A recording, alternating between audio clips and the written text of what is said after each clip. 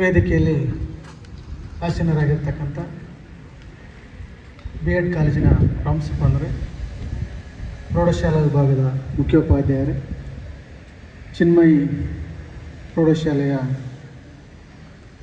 ಗೌರವಾನ್ವಿತ ಕಾರ್ಯದರ್ಶಿಯವರೇ, ಹಾಗೆ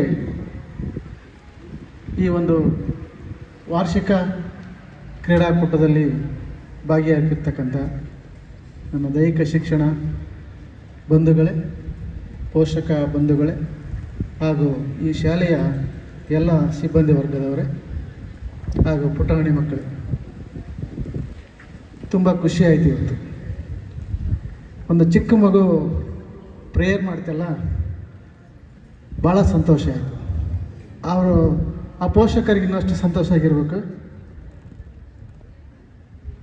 ಇಂಥ ಒಂದು ಬೆಳವಣಿಗೆ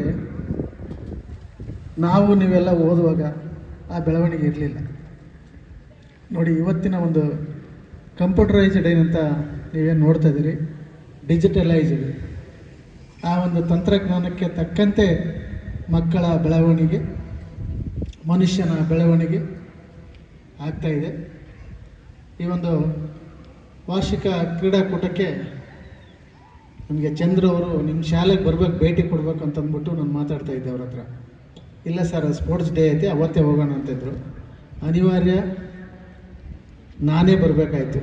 ಮಾನ್ಯ ಕ್ಷೇತ್ರ ಶಿಕ್ಷಣಾಧಿಕಾರಿಗಳು ಅನ್ಯ ಕಾರ್ಯನಿಮಿತ್ತ ಹಾಗೂ ಸಮನ್ವಯಾಧಿಕಾರಿಗಳು ಅನ್ಯ ಕಾರ್ಯನಿಮಿತ್ತವಾಗಿ ಅವರು ಹೋಗಿದ್ದರಿಂದ ನನಗೆ ಭಗವಂತ ಕೊಟ್ಟಿರ್ತಕ್ಕಂಥ ಈ ಒಂದು ಸುದಯೋಗ, ಆ ಒಂದು ಭಾಳ ಖುಷಿಯಾಗಿ ಸ್ವೀಕರಿಸ್ತೇನೆ. ಈ ಒಂದು ಏನು ನಿಮ್ಮ ವಿದ್ಯಾಸಂಸ್ಥೆಯಲ್ಲಿ ಒಂದು ಗೌರವಾನ್ವಿತವಾಗಿರ್ತಕ್ಕಂಥ ಸ್ವಾಗತವನ್ನು ಮಾಡಿದ್ರಿ. ಮಕ್ಕಳು ಹಾಗೇ ಅವರು ಉನ್ನತ ಮಟ್ಟಕ್ಕೆ ಬೆಳೆಯುವವರೆಗೆ ಈ ಒಂದು ಗೌರವಯುತವಾಗಿ ಬೆಳೀಲಂತ ಆಶಿಸ್ತೇನೆ. ಒಂದು ಕ್ರೀಡೆ ಪ್ರತಿಯೊಬ್ಬ ಮನುಷ್ಯನಿಗೂ, ಚಿಕ್ಕ ಮಗು ಸಹ, ಹುಟ್ಟಿದ ಮಗು ಸಹ ಒಂದು ದೈಹಿಕ ಚಟುವಟಿಕೆ ಬೇಕು. ನನಗೆ ಒಬ್ಬ ಕೋಚ್ ಹೇಳ್ತಾ ಇದ್ರು, ಮಗು ಹುಟ್ಟಿ 9 ದಿನದಲ್ಲಿ ಸ್ವಿಮ್ಮಿಂಗ್ ಪೂಲಲ್ಲಿ ಹಾಕ್ತಾರಂತೆ ಆ ಕೋಚ್. ತನ್ನ ಮಗುನ, ಬೇರೆಯವ್ರ ಮಗುನ ಸ್ವಿಮ್ಮಿಂಗ್ ಪೂಲಲ್ಲಿ ಹಾಕಕ್ಕೆ ಬಿಡಲ್ಲ. ನಾವು ನೀವೇನಾದರೂ ಹಾಕಕ್ಕೆ ಬಿಡ್ತೀರ ನೀವು 9 ದಿನ ಮಗುನ ಸ್ವಿಮ್ಮಿಂಗ್ ಪೂಲ್ಗೆ? ಸಾಧ್ಯನೇ ಇಲ್ಲ. ಆ ಕೋಚು ಇಂಟರ್ನ್ಯಾಷನಲ್ ಕೋಚ್ ಅವರು ಮೋಹಿತ್ ಅಂತಂದ್ಬಿಟ್ಟು ಬೆಂಗಳೂರಲ್ಲಿದ್ದಾರೆ. ಅವರು ತನ್ನ ಮಗು, ಹೆಣ್ಣು ಮಗು, ಅದು ಹುಟ್ಟಿದ 9 ದಿನದಲ್ಲಿ ಸ್ವಿಮ್ಮಿಂಗ್ ಪೂಲಲ್ಲಿ ಹಾಕ್ತಾರೆ. ಅಂದರೆ ಮಗು ತನ್ನ ತಾಯಿಯ ಗರ್ಭದಲ್ಲಿನೇ ಸಹ ನೀರೊಳಗಿರುತ್ತೆ. ಇದನ್ನು ನಾವೆಲ್ಲರೂ ಅರ್ಥಕೊಳ್ಬೇಕಾಗುತ್ತೆ. ಅಲ್ಲಿಂದನೇ ದೈಹಿಕ ಚಟುವಟಿಕೆ ಸ್ಟಾರ್ಟ್ ಆಗುತ್ತೆ ಮಗುವಿಗೆ. Sound mind in a sound body ಅಂತ ಹೇಳಿದರೆ, ಅದಕ್ಕೆ ಸದೃಢವಾದ ದೇಹದಲ್ಲಿ ಸದೃಢವಾದ ಮನಸ್ಸಿರುತ್ತೆ. ಪ್ರತಿಯೊಬ್ಬ ಮನುಷ್ಯನಿಗೂ ಸಹ ದೈಹಿಕ ಚಟುವಟಿಕೆ ಬಹಳ ಅಗತ್ಯ. ಇವತ್ತು ಎಷ್ಟೋ ಜನ ನೋಡಿದೆ ನೀವು, ಸಾಫ್ಟ್ವೇರ್ ಇಂಜಿನಿಯರ್ಸು, ಅವರೆಲ್ಲ ಲಕ್ಷ ಲಕ್ಷ ದುಡ್ಡು ದುಡಿತಾರೆ, ಆದರೆ ಆರೋಗ್ಯ ಅವ್ರಿಗೆ ಸಿಗಲ್ಲ. ಅದಕ್ಕೆ ಬೆಂಗಳೂರು ಬಿಟ್ಟು ವೀಕೆಂಡಲ್ಲಿ ಹೊರಗಡೆ ಹೋಗಿ ಆ ಒಂದು ಮಾನಸಿಕ ಸ್ಥಿತಿಯನ್ನು ಸರಿಯಾದ ಸಮಯಕ್ಕೆ ಸರಿಯಾಗಿ ದಾರಿ ತಂದುಕೊಳ್ಳೋಕ್ಕೆ ಅವರು ಹೊರಗಡೆ ಹೋಗಿ ಒಳ್ಳೆಯ ಗಾಳಿ, ಆಮೇಲೆ ಮೆಂಟಲಿ ಟಾರ್ಚರ್ ಅಂತ ಹೇಳ್ತಾರೆ, ಅದನ್ನೆಲ್ಲ ಮರೀಲಿಕ್ಕೆ ಹೋಗ್ತಾರೆ. ಅದಕ್ಕೆ ನಮ್ಮ ಮಕ್ಕಳು ಶಾಲೆಯಲ್ಲಿ ಆಟ ಆಡ್ತಾರೆ ಮತ್ತು ಕೆಲಸ ಮಾಡ್ತಾರೆ, ಮನೇಲೂ ಅಷ್ಟೇ. ಮಗುವಿನಿಂದ ಸ್ಟಾರ್ಟ್ ಆಗುತ್ತೆ. ದೈಹಿಕ ಚಟುವಟಿಕೆಯಿಂದ ಆರೋಗ್ಯ ಚೆನ್ನಾಗಿರುತ್ತೆ. ಯಾವತ್ತೂ ಕೂತ್ಕೋಬಾರ್ದು. ಒಂದು ಕಡೆ ಕೂತ್ರೆ ಒಂದು ವಸ್ತುನ ಇಟ್ಬಿಡಿ, ನೀವು ತುಕ್ಕಿಡ್ದೋಗಿತ್ತು ಒಂದು ವಾರ ಬಿಟ್ಟರೆ ಅದೆಷ್ಟು ಡಸ್ಟ್ ಹಿಡಿಯುತ್ತೆ ನೋಡಿ ನೀವು. ಅದಕ್ಕೆ ನಮ್ಮ ಮಗು ಯಾವಾಗಲೂ ಆಟ ಆಡ್ತಾ ಇದ್ದರೆ ಆ ಮಗು ಆರೋಗ್ಯವಾಗಿರುತ್ತೆ, ಉತ್ತಮ ಆರೋಗ್ಯವನ್ನು ಪಡ್ಕೊಳ್ಳುತ್ತೆ. ಆಟದ ಜೊತೆಗೆ ಪಾಠದ ಜೊತೆಗೆ ಆಟದ ಜೊತೆಗೆ ಪಾಠ, ಇವೆರಡು ಇದ್ದರೆ ಮಾತ್ರ ಒಂದು ನಾಣ್ಯದ 2 ಮುಖಗಳಿದ್ದಾಗೆ. ದೈಹಿಕ ಶಿಕ್ಷಣ ಮತ್ತು ಸಾಮಾನ್ಯ ಶಿಕ್ಷಣ. It is the part of integral part of the physical education is the general education ಅಂತ ಹೇಳ್ತಾರೆ ಒಂದು ಕಡೆ. ಬಹುಮುಖ್ಯ ಅಂಗ ಇದು.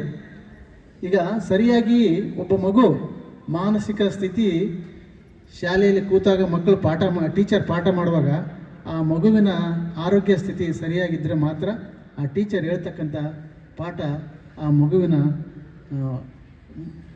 ತಲೆ ಒಳಗೆ ಹೋಗುತ್ತೆ.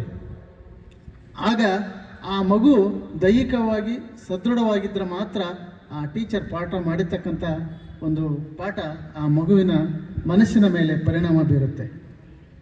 ಇಂಥ ಒಂದು ಅವಕಾಶಗಳು ಶಾಲಾ ಹಂತದಲ್ಲಿ ಪ್ರಾಥಮಿಕ ಹಂತದಿಂದ ಆ ಮುಂದೆ ಮಗು ಬೆಳೆದಂತೆ ಈಗ ನೋಡಿ ವಯಸ್ಸಾಗಿರ್ತಕ್ಕಂಥವರೆಲ್ಲ ಅಥವಾ ನಾವು ನೀವೆಲ್ಲರೂ ನಿವೃತ್ತಿ ಆದಮೇಲೆ ನಮ್ಮ ಆರೋಗ್ಯ ಕಾಪಾಡ್ಕೊಳ್ಬೇಕು. ವಾಕು ಡಾಕ್ಟ್ರ್ ಹೇಳೋದು ಅದೇ ಸಜೆಷನ್ನು, ನೀವು ವಾಕ್ ಮಾಡಿ ಅಂತ ಹೇಳ್ತಾರೆ. ಯಾಕೆ ಹೇಳಿ, ಕೂತಾಗ್ಬಿಡುತ್ತೆ, ವಯಸ್ಸಾಗಿಬಿಡುತ್ತೆ, ಏನು ಮಾಡೋಕ್ಕಲ್ಲ. ಅದಕ್ಕೆ ಮಕ್ಕಳು ಚಿಕ್ಕಂದಿನಿಂದಲೇ ತಮ್ಮ ಆರೋಗ್ಯವನ್ನು ನೋಡ್ಕೊಳ್ಳೋಕ್ಕೆ ದೈಹಿಕ ಚಟುವಟಿಕೆ ಬಹಳ ಅಗತ್ಯ ಅಂತ ಹೇಳ್ತಾ, ಮತ್ತು ಅವರು ತಮ್ಮ ಸ್ಟೆಬಿಲಿಟಿಯನ್ನು ಕಾಯ್ದುಕೊಳ್ಬೇಕು. ಒಂದು ಏನು ನಮ್ಮ ದೈಹಿಕ ಶಿಕ್ಷಣ ವಿಭಾಗದಲ್ಲಿ ಒಂದು ಕೌಶಲ್ಯಗಳನ್ನು ಹೇಳ್ಕೊಡ್ತಾರೆ. ಆ ಕೌಶಲ್ಯವನ್ನು ಮಗು ನಿರಂತರವಾಗಿ ಅವನ ಜೀವನದಲ್ಲಿ ಅಳವಡಿಸ್ಕೊಂಡ್ರೆ ಅವನ ಆರೋಗ್ಯ ಅಷ್ಟೇ ಅಲ್ಲ, ಅವನ ಜೀವನ ಬಹಳ ಉತ್ತಮವಾಗಿರ್ತಕ್ಕಂಥ ಹೇಳ್ತೀನಿ ನಾನು. ಎಷ್ಟೋ ವಿದ್ಯಾರ್ಥಿಗಳು ನೋಡಿದಿರಿ ನೀವು, ನನ್ನ ಮಗು ಆಟ ಆಡೋದು ಬೇಡ, ಪಾಠ ಬೇಕು ಫಸ್ಟು. ಪಾಠದಲ್ಲಿ ರ್ಯಾಂಕ್ ತೆಗೆದಿರ್ತಕ್ಕಂಥ ಮಕ್ಕಳನ್ನ ಎಷ್ಟೋ ಜನ ನೋಡಿದಿರಿ, ಅವರು ಜೀವನವನ್ನು ಮಾಡ್ತಕ್ಕಂಥದ್ದು ಕೌಶಲ್ಯವನ್ನು ಕಲ್ತಿರಲಿಲ್ಲ. ಎಷ್ಟೋ ಜನ ನನ್ನ ಮಾರ್ಕ್ಸ್ ಔಟ್ ಬಂದಿಲ್ಲ ಅಂತ ಹೇಳ್ಬಿಟ್ಟು ಸೂಸೈಡ್ ಮಾಡ್ಕೊಂಡಿದ್ದಾರೆ. 100ಕ್ಕೆ 100 ಯಾಕೆ ಬರಲಿಲ್ಲ ಅಂತ ಸೂಸೈಡ್ ಮಾಡ್ಕೊಂಡಿದ್ದಾರೆ.